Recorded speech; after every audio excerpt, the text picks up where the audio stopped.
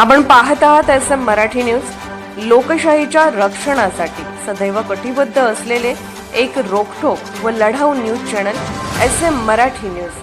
जिथे अन्याय तिथे आम्ही. माणगावात अण्णाभाऊ साठे जयंती उत्सवाची उत्साहात सुरुवात.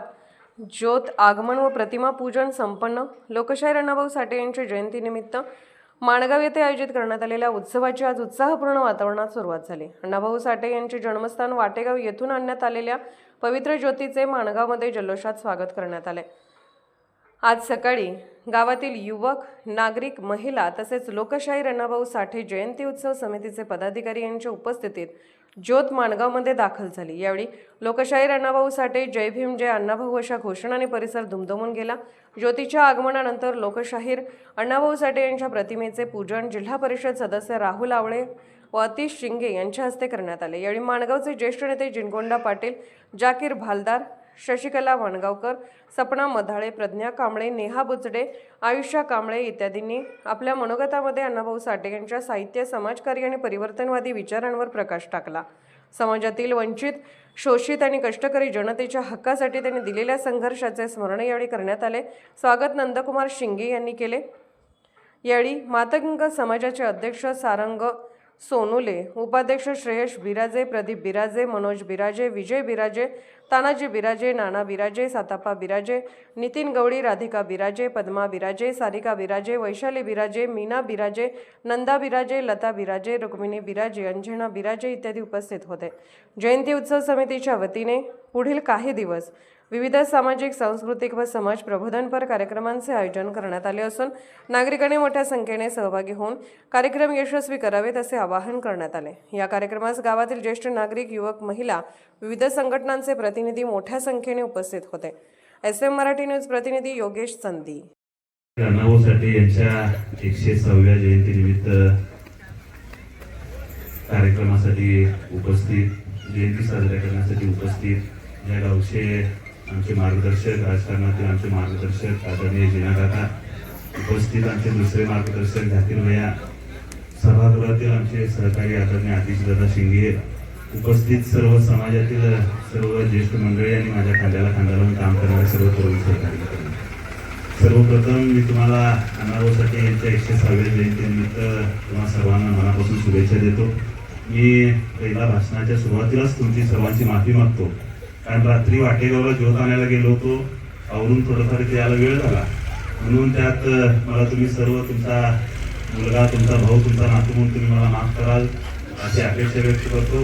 खरं तर मी सर्व महिला भगिनींचं मनापासून तुमचं स्वागत करतो. महिला भगिनींसाठी एक जोरदार टाळ्या लावा, कारण मला सारखं फोन येत होते, कुठं आहे म्हणजे फोन येत होता, मी त्या माणसाचं ऐकत नव्हतो, पण इथं भाषण चाललेलं ऐकत होतो.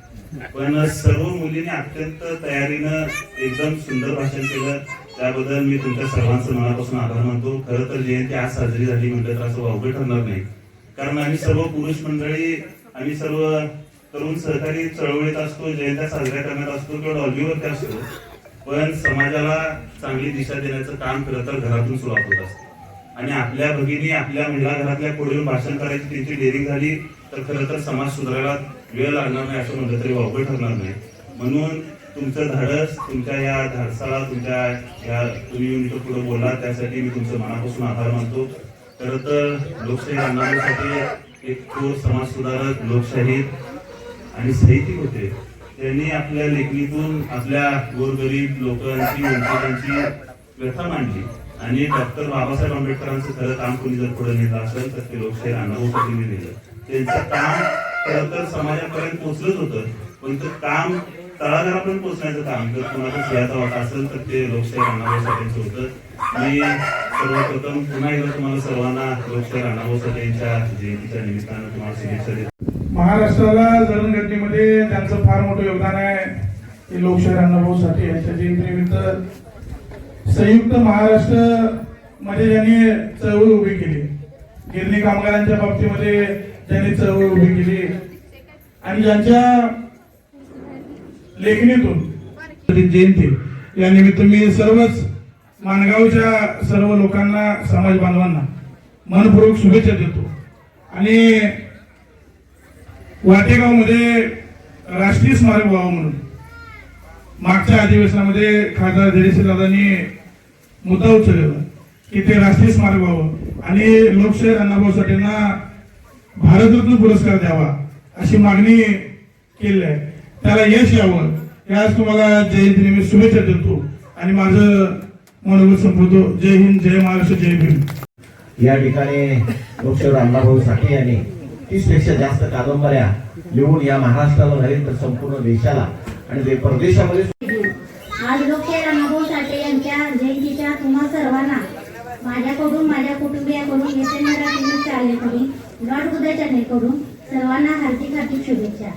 अण्णाभाऊ साठेंचं कार्य फक्त एका समाजासाठीच मर्यादित नव्हतं, तर त्यांनी सर्वांच्या ज्या काही आपल्या सामाजिक व्यथा असतील, ज्यांना घरगुती अशा घरातल्या कामामुळे काहीतरी अडचण असेल, त्या सगळ्या व्यथा अडचणी, आपले दुःख तळमळ हे त्यांच्या लेखनातून मांडण्याचा त्यांनी प्रयत्न केला आणि तो प्रयत्न इतका मार्मिक होता की जो कोणी त्यांचं लेखन वाचेल त्यांना ते त्यांच्या मनापर्यंत पोहोचायचं इतकं त्यांचं लेखन चांगलं होतं. मला तरी सहज आता मला सध्याचा अनुभव आहे की मला कधी दुःख असं वाटलं तरी मी त्यांचंच लेखन वाचते. त्यांची फकीरा केवड्याच्या बनानं आणि त्यांचं आता जे डीजेवरती गाणं वाजते माझी महिना गावाला हे गाणं ते सगळ्यांना अतिशय आवडतं.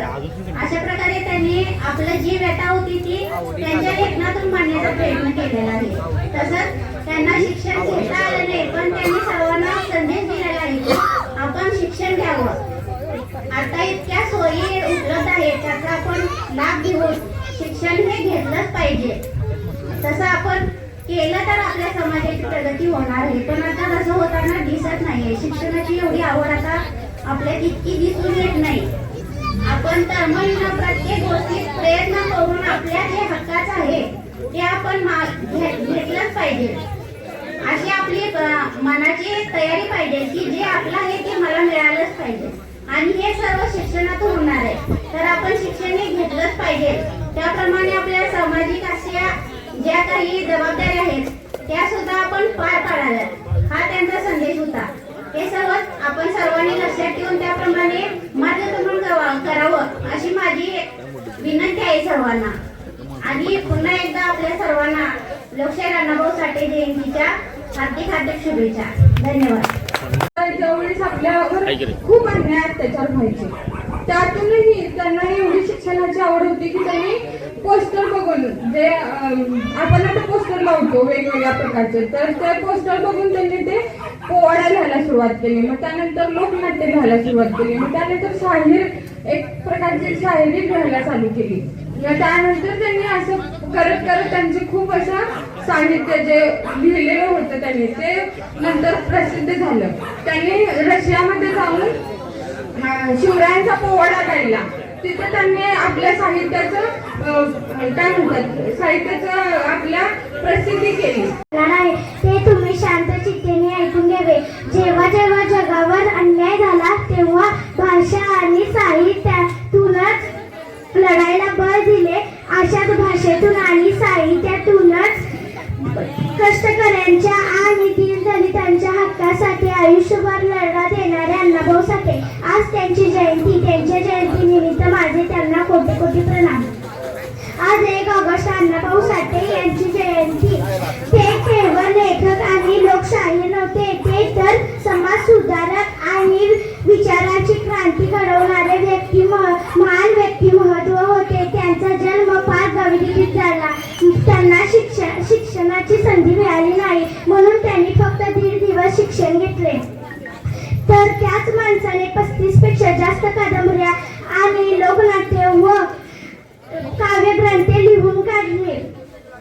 त्यांच्या कादंबरीतील फकीरा या कादंबरीला पुरस्कार मिळाला. त्यांनी ही शिकवण दिली की कितीही गरिबीची परिस्थिती असूनही स्वतःच्या कृतित्वातून आपले भविष्य घडवते. जय भीम.